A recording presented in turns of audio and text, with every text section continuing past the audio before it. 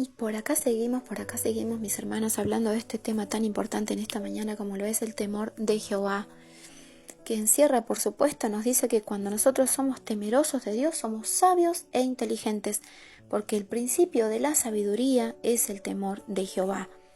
Nos decía la palabra de Dios en el libro de Proverbios 9:10, nos hablaba de esto, acerca de que el principio de la sabiduría, como dije, es el temor de Jehová, y el conocimiento del Santísimo, por supuesto, Dios, es la inteligencia.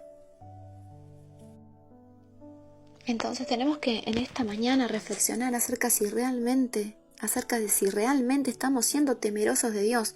Y si realmente estamos siendo temerosos de Dios, eso se va a ver en los frutos, se va a ver en que si realmente somos inteligentes y sabios. ¿Cómo podemos darnos cuenta si estamos siendo realmente inteligentes y sabios?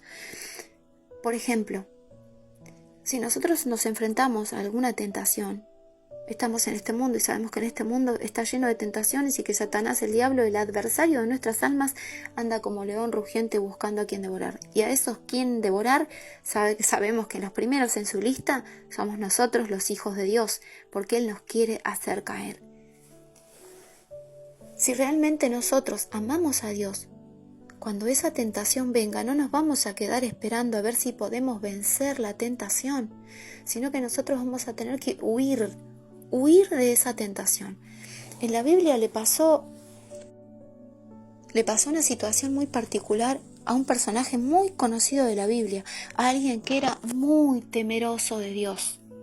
Y no estoy hablando de Job, que por supuesto Job también era un hombre muy temeroso de Dios, sino que estoy hablando de José de Egipto.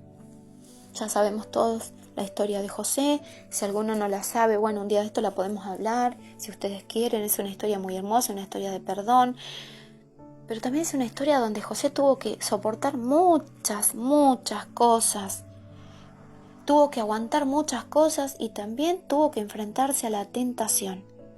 Él estaba solo un día en la casa de su amo Potifar le había confiado todo y cuanto tenía, y le había dicho: te confío todo menos a mi mujer, por supuesto. Pero jamás por la cabeza de José se había pasado tal idea. Sin embargo, la mujer de Potifar, había puesto sus ojos para mal sobre José. Ella se había enamorado de José.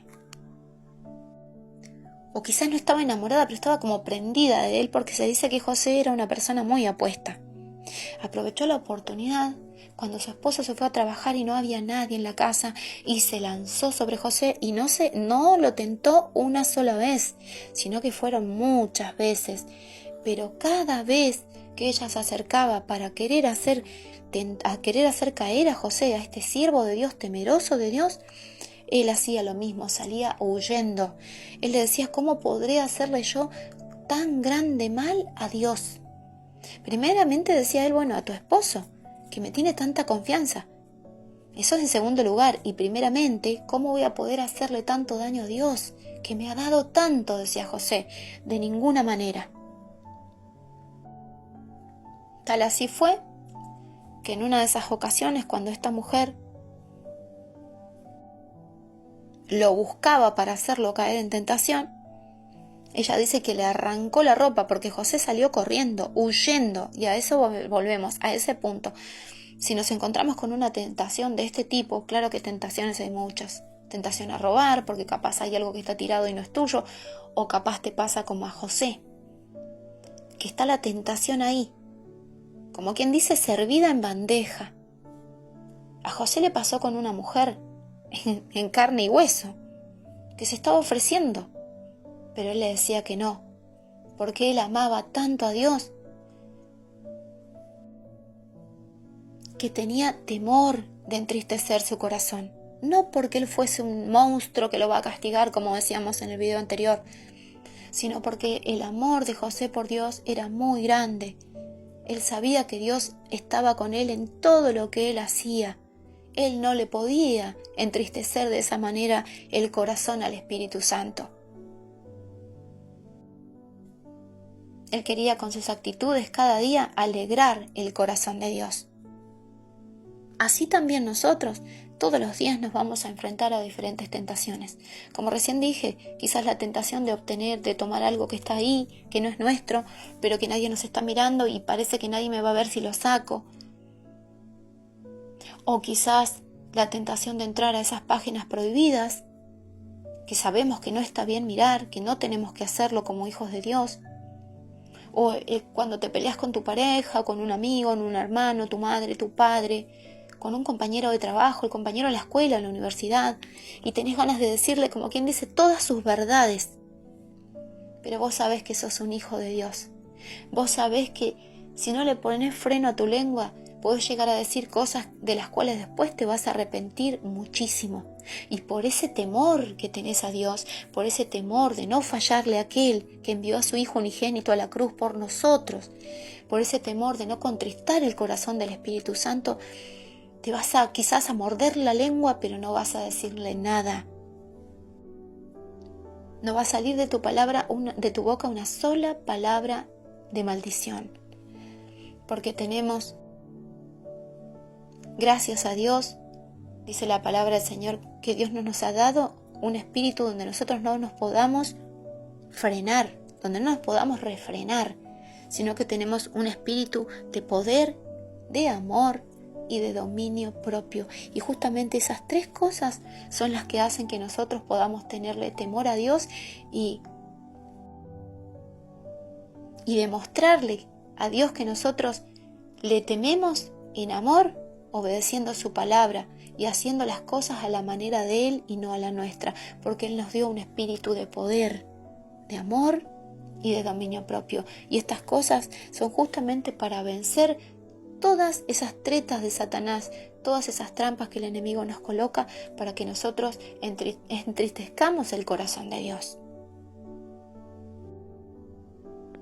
Pero me gusta aclarar esto acerca del temor de Jehová, porque hay muchas personas que piensan que tener temor a Jehová, como dije, es como tenerle temor a alguien que te amenazó de muerte. Y no, si bien la palabra de Dios también dice que Él es fuego consumidor, y eso es verdad, lo quiero hablar en el otro videíto, pero dice la palabra del Señor también que Él es misericordia, Él es amor, Él es paciente, y que tenemos abogado en el cielo, al Señor Jesucristo. Si nosotros cometemos algún pecado, Él va a interceder también por nosotros. Entonces el temor de Jehová, mis hermanos, en las Escrituras no se refiere a un terror paralizante, sino a una profunda reverencia, respeto y asombro ante la santidad y la grandeza de Dios. Y es a menudo descrito esto como el fundamento de la sabiduría y una guía, por supuesto, para nuestra vida piadosa. Entonces, si realmente quieres ser inteligente, quieres ser sabio, esto no pasa solo por tener un título en la universidad. Sabemos que por más logros que consigamos en este mundo, todos esos logros son vanidad. Mas el tener temor a Jehová nos hace ser íntimos con Dios. ¿Por qué? ¿Por qué podemos tener intimidad con Dios? Porque somos sabios.